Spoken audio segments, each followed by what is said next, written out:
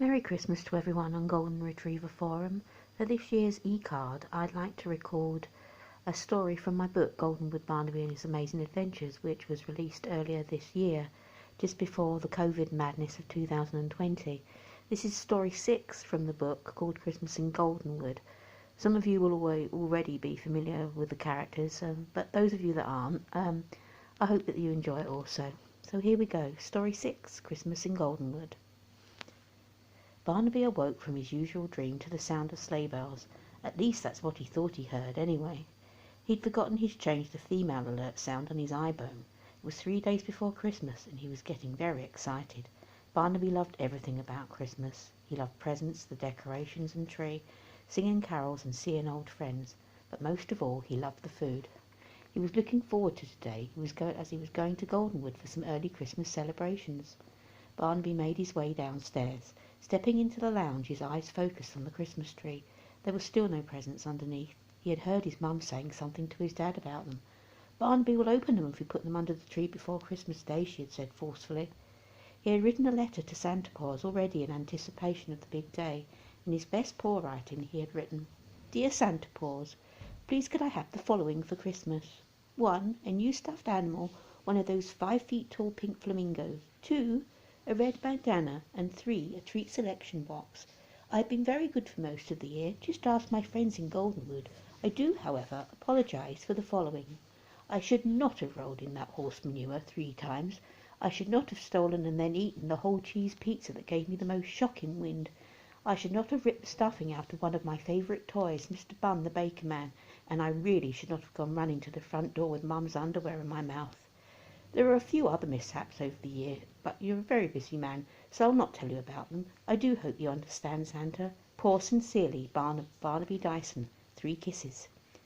He carried on into the kitchen. He couldn't smell anything cooking, but he could hear a Christmas favourite playing on the radio.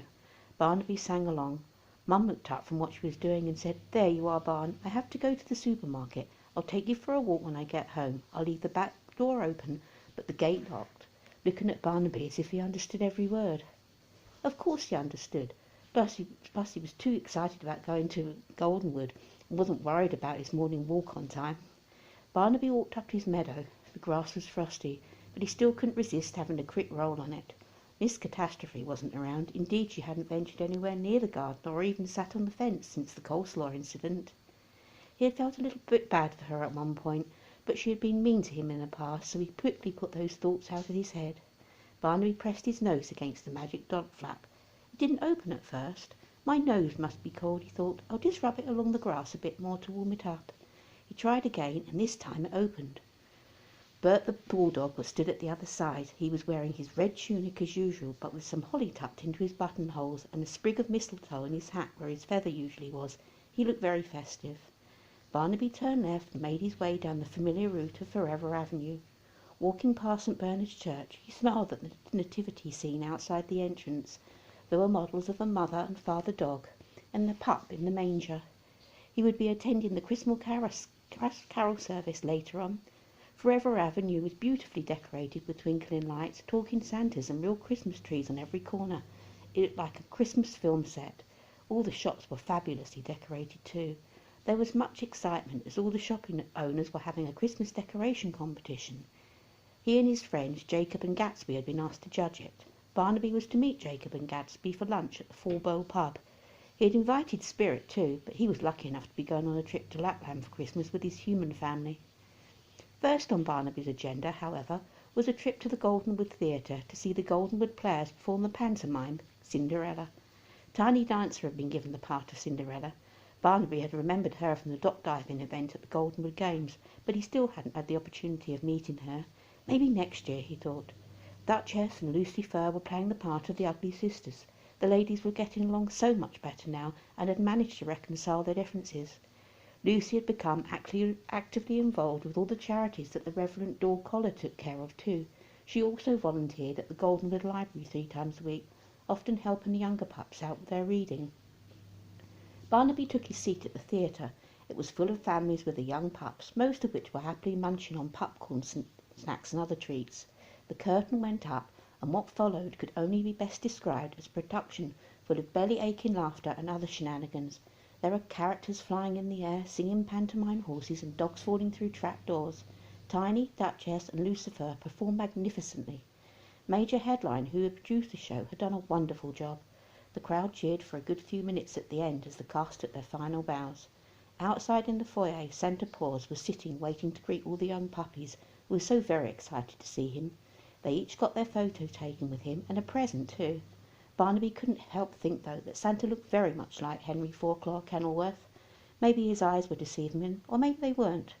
Santa winked at Barnaby as he walked past, as if to say, "You know it's me, Barnaby, but don't tell the pups."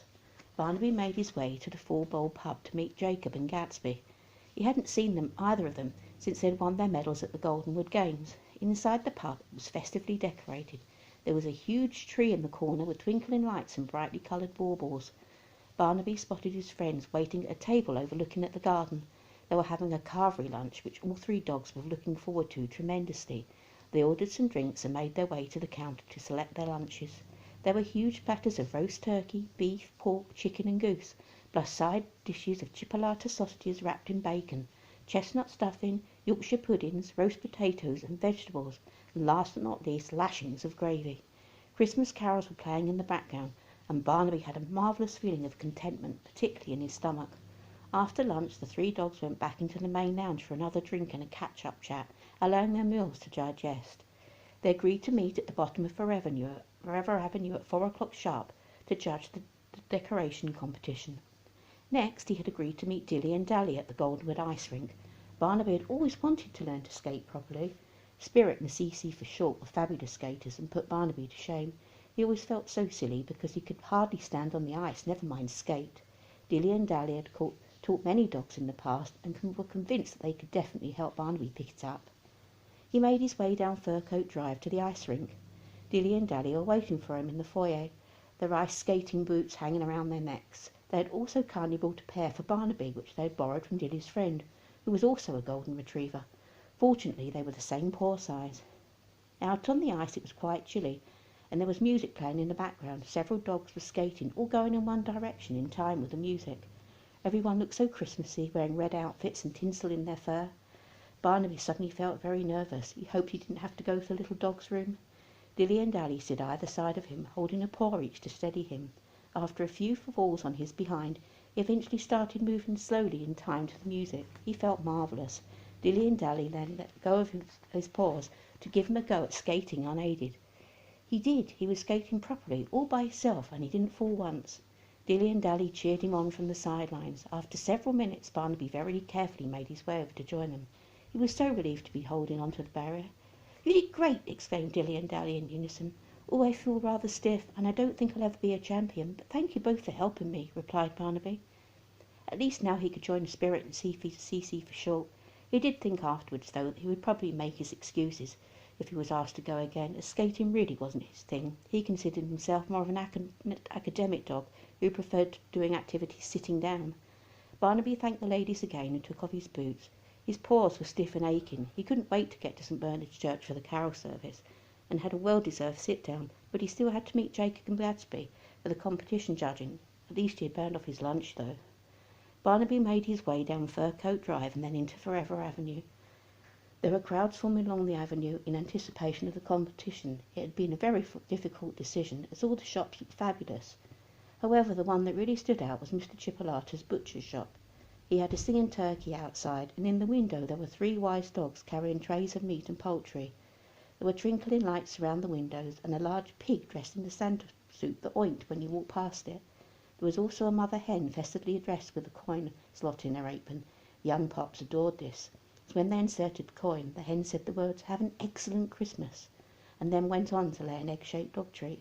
Barnaby, Jacob and Gatsby read out the winner in unison, while the crowd cheered and clapped. Everyone was thrilled for Chip. He was such a worthy winner. Barnaby could hear the church bells ringing out. The Reverend and Mrs. Dorcollar were waiting outside to greet their parishioners. Barnaby took a pew, grateful to be sitting down. The Reverend addressed the congregation and the service began. They sang a variety of carols, including some modern-day ones. At one point, some dogs were singing and dancing in the aisles. Even the Reverend was swinging his hips and raising his paws in the air. It was a wonderful service. After a prayer and a final raising chorus of "O Come All Ye Faithful," the service drew to a close.